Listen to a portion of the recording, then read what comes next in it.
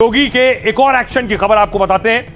आजम की बात हो गई, अब अतीक के बेटे से ओवैसी का नेता मिलने पहुंचे थे उस दिन। दूसरी तरफ तस्वीर आई थी कि अतीक के बेटे उमर को जब जेल से ले जाया जा रहा था तो उनके काफिले में लगभग 2 दर्जन गाड़ियां थी जो ट्रैफिक नियम तोड़ रही थी। उसकी एक तस्वीर देखिए।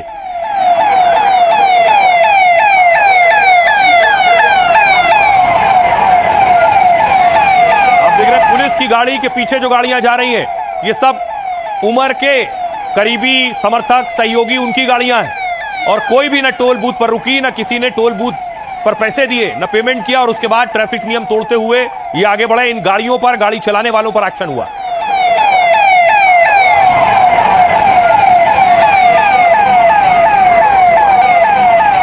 अब देखिए, जो गाड़ियां इस तरह से चल रही थी नियम तोड़ते हुए, उनकी जब्ती हुई है। उमर के काफिले की ये गाड़ियां हैं जिन्हें पुलिस ने सीज किया है, थाने में लाकर खड़ा किया है।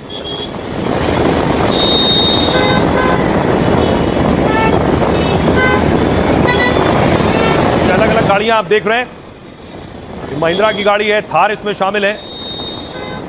अब आपको बताऊं किन किन गाड़ियों पर यह कार्रवाई की गई है। पुलिस ने अतीक अहमद के बेटे उमर के काफिले की 4 गाड़ियां जब्त की। 2 गाड़ियां प्रतापगढ़ पुलिस ने और 2 प्रयागराज पुलिस ने जब्त की। आरोप है कि टोल प्लाजा कर्मचारियों को कुचलने की कोशिश हुई। दरअसल 8 अगस्त को उमर को अबान के जनाजे में शामिल होना था। उसे पुलिस कस्टडी में लखनऊ से प्रयागराज लाया जा रहा था। इसी दौरान पुलिस गाड़ियों के पीछे समर्थकों की कई गाड़ियां चल रही थी। उन गाड़ियों में सवार उमर के समर्थकों ने टोल पर बवाल काटा। गाड़ियों में मौजूद लोगों ने टोल को लेकर कर्मचारियों से गाली गलौज की, यह दावा है। कुछ गाड़ियों ने टोल बैरियर तोड़ दिए और बिना टोल फीस दिए आगे बढ़ गए। टोल कर्मचारियों ने गाड़ियों से कुचलने की कोशिश का भी आरोप लगाया। टोल मैनेजर की शिकायत पर केस हुआ और गाड़ियों की तलाश शुरू हुई। प्रतापगढ़ पुलिस ने 2 स्कॉर्पियो गाड़ियों को उठाया है और पहली स्कॉर्पियो गाड़ी लखनऊ प्रयागराज हाईवे की सर्विस लेन में मिली है। दूसरी स्कॉर्पियो गाड़ी प्रयागराज के फाफामऊ इलाके से बरामद हुई। पुलिस ने दोनों वाहनों की चेचिस का ई चालान ऐप से सत्यापन किया। डिटेल सही मिली तो दोनों गाड़ियों को थाने में खड़ा कर दिया गया है। इस बीच प्रयागराज पुलिस ने एक थार और एक स्विफ्ट भी पकड़ी है। अब सीसीटीवी फुटेज की मदद से पुलिस आरोपियों की तलाश कर रही है। सुनिए जरा प्रयागराज पुलिस क्या कुछ कह रही है। सीओ आशुतोष पांडे। उमर अहमद लखनऊ से प्रयागराज की ओर जाते समय उसके पीछे चल रहे वाहनों में सवार व्यक्तियों द्वारा टोल कर्मियों के साथ गाली गलौज एवं धमकी देते हुए बैरियर तोड़कर कर्मचारियों के ऊपर वाहन चढ़ाने का प्रयास किया गया था। इस प्रकरण में थाना हाथीगवा पर मुकदमा अपराध संख्या 166/2026 सुसंगत धाराओं में पंजीकृत किया गया था। इस संबंध में आज 2 वाहनों को थाना हाथीगवा पुलिस द्वारा सीज किया गया है एवं अभियुक्तों की तलाश की जा रही है। शीघ्र सबकी गिरफ्तारी कर अगली विधिक कार्रवाई की जाएगी। और आइए खबरों में आगे बढ़ते हैं। एक और बड़ी खबर जो आपके लिए जरूरी है। जाति जनगणना के सवाल आउट हो गए, यानी जाति जनगणना होगी तो आपसे कौन कौन से सवाल पूछे जाएंगे उसकी पूरी लिस्ट आ गई है। 40 सवालों की लिस्ट है। आपको बताऊं कौन कौन से सवाल आपसे किए जाएंगे। देखिए जरा, जो सवाल आपसे पूछे जाएंगे इस दौरान, उसमें से जो लिस्ट सामने आई है 40 सवालों की, ये सवाल पूछे जाने हैं और 2027 के लिए ये सवाल है और इसमें लोगों से SC ST या अन्य जाति के बारे में पूछा जाएगा। आजादी के बाद यह पहली बार होगा जब जाति की जानकारी दर्ज होगी। 2011 की जनगणना के फॉर्म में 29 सवाल थे। कोविड वैक्सीन को लेकर भी सवाल पूछे जाएंगे। मोबाइल, आधार, वोटर ID और बैंक अकाउंट से जुड़े सवाल भी होंगे। जैसे पहला सवाल होगा व्यक्ति का नाम, दूसरा परिवार के मुखिया से संबंध, तीसरा लिंग और चौथा जन्म की तारीख और उम्र। 5वां होगा वैवाहिक स्थिति। 6ठा सवाल होगा शादी के समय उम्र क्या थी। 7वां सवाल जीवन साथी का नाम और 8वां धर्म। 9वां राष्ट्रीयता होगा। 10वां अनुसूचित जाति और अनुसूचित जनजाति। 11वां सवाल होगा पिता का विवरण। 12वें नंबर पर सवाल है माता का विवरण। 13 विकलांगता और 14वां सवाल है मातृभाषा और अन्य ज्ञात भाषाएं। 15वां सवाल जाति जनगणना में पूछा जाएगा साक्षरता और डिजिटल साक्षरता की स्थिति। 16वां सवाल शिक्षण संस्थान में उपस्थिति की स्थिति, प्राप्त उच्चतम शिक्षा का स्तर और स्ट्रीम विषय, पिछले वर्ष के दौरान कभी काम किया है, आर्थिक गतिविधि, पेशा, उद्योग, व्यापार या सेवा का प्रकार, कामगार का वर्ग, गैर आर्थिक गतिविधि। 24वां सवाल जो होगा काम की तलाश या काम के लिए उपलब्ध।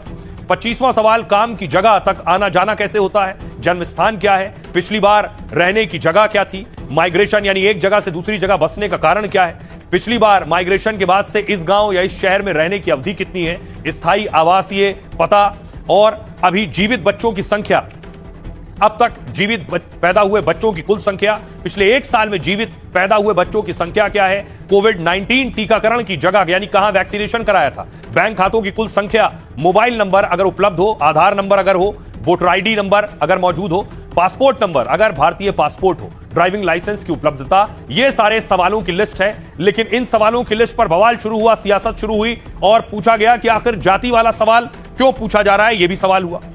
गिरिराज सिंह ने कहा, राहुल गांधी जी आप अब कभी कुर्ते पर भी कभी कोट पर जनेऊ पहनते हैं, आपके दादा फिरोज दादी इंदिरा, अब तक आपको जाति बताना पड़ेगा, इसलिए आपको डर है कि कहीं आपके कई और राज खुलने वाले हैं और अगर राज खुला तो हो सकता है आप देश छोड़कर भी भाग जाएं।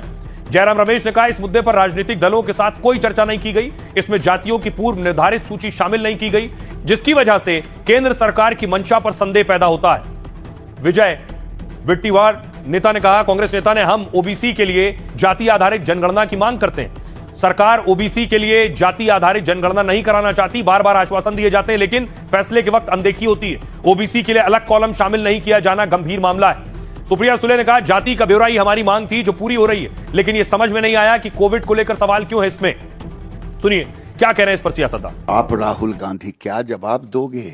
जात तो बताना पड़ेगा ना, अब तो जातियां बताना पड़ेगा, इसलिए कहीं डर है, आपके कई और राज खुलने वाले हैं, कहीं पहले न तुम देश से भाग जाओ, अभी तो केवल फ्रस्ट्रेशन में हो, आने वाले दिन में आप कहां रहोगे ये चाणक्य नीति देखना। मेरे ख्याल से कास्ट सेंसस का डिटेल्स ही हमारी मांग थी, तो वो मांग पूरी हो रही है और सब जगह हमें अभी तो नहीं दिख रहा है, एक ही राज्य का सुनने में और पढ़ने में आया है, महाराष्ट्र में भी अभी तक तो वो नहीं पहुंचा है, लेकिन जब आएगा तो कलेक्टर से हम पूरी मांग करेंगे कि इसकी डिटेल में हमें समझा दीजिए कि कैसे हो रहा है। संविधान। तो खबरों में आगे बढ़ते हैं। आज की एक और बड़ी खबर, अगर आपका बच्चा स्कूल जाता है तो यह खबर आपके लिए और स्कूल की कैंटीन में कुछ खाता है, स्कूल में पेटीज खाने से मौत, क्या यह खाना सुरक्षित है? यह तस्वीर आप देख रहे हैं प्रिंस सोनी की, जिस बच्चे की मौत हो गई, दावा है पेटीज खाने से ऐसा हुआ, बेशक जांच के बाद तस्वीर साफ होगी। तस्वीर अगली मैं आपको दिखाऊं, देख रहे हैं यह तस्वीर जो आप देख रहे हैं, पेटीज खाने के बाद तबीयत बिगड़ी और देखिए बच्चा भाग कर पहुंचा है और बच्चे को वोमिटिंग आना शुरू हुई।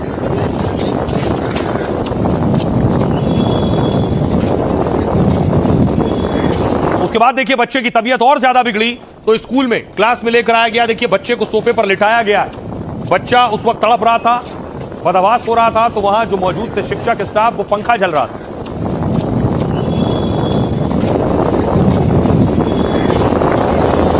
उसके बाद देखिए परिवार का रो रो कर बुरा हाल है, परिवार सवाल पूछ रहा है कि बच्चे ने ऐसा क्या खाया, कैंटीन में ऐसी कैसी पेटीज थी जिससे बच्चे की मौत हो गई। मैं खुद ही बनूं, मेरा प्रिंस से बताऊं, मेरे 17 साल मैंने सींचा उस बच्चे को, इन्होंने 7 मिनट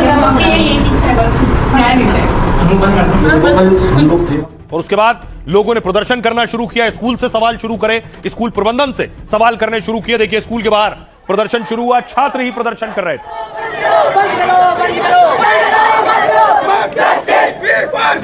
एक और बड़ी खबर है, मेलोनी पर हंसे और फंसे राहुल गांधी। राहुल गांधी का एक वीडियो कल सामने आया, एक प्रोग्राम में थे राहुल गांधी, जहां बोलते बोलते वो प्रधानमंत्री मोदी की विदेश नीति का मजाक उड़ाने लगे और फिर बात मेलोनी तक चली गई। इनके दिमाग में घुस गया, अब अजीब चीजें घुस जाती है, बट इनके माइंड में घुस गया कि foreign policy is this.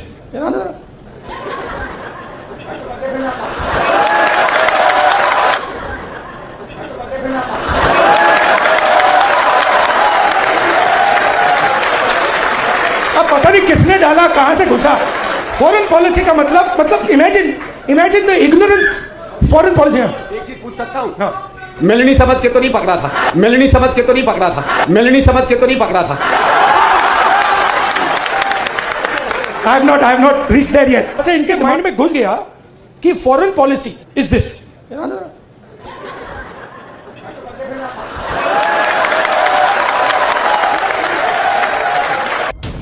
Rahul Gandhi action में थे और संदीप दीक्षित राहुल के एक्शन पर गदगद थे। राहुल भी भूल गए और संदीप दीक्षित भी कि वो सार्वजनिक मंच पर हैं। एक चीज पूछ सकता हूं? हाँ। मेलनी समझ के तो नहीं पकड़ा था, मेलनी समझ के तो नहीं पकड़ा था। I have not reached there yet.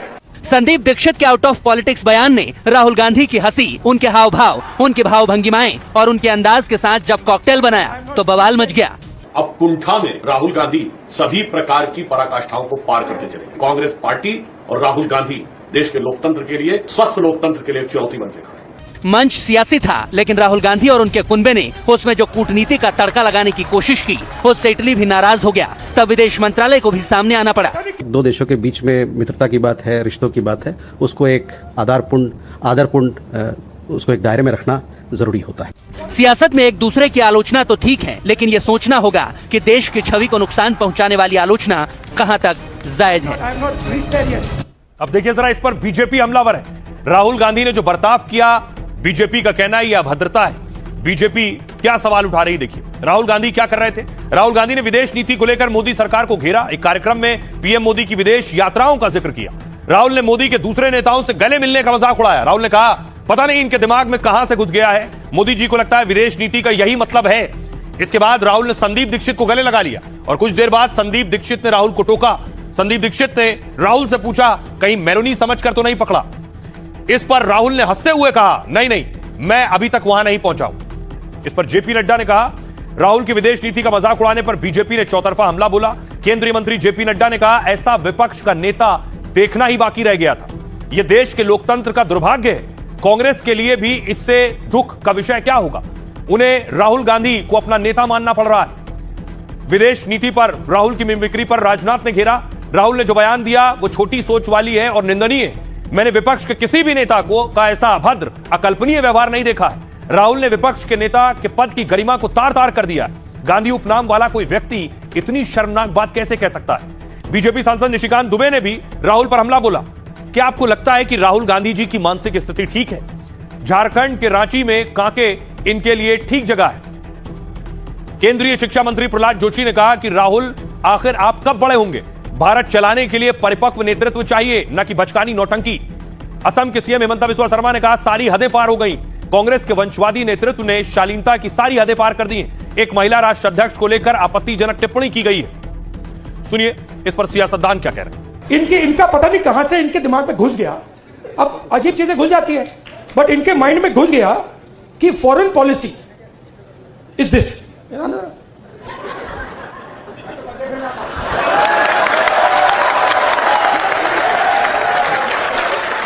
अब पता नहीं किसने डाला, कहां से घुसा कि भाई फॉरेन पॉलिसी का मतलब imagine the ignorance foreign policy. एक चीज पूछ सकता हूं? हाँ। मिलनी समझ के तो नहीं पकड़ा था।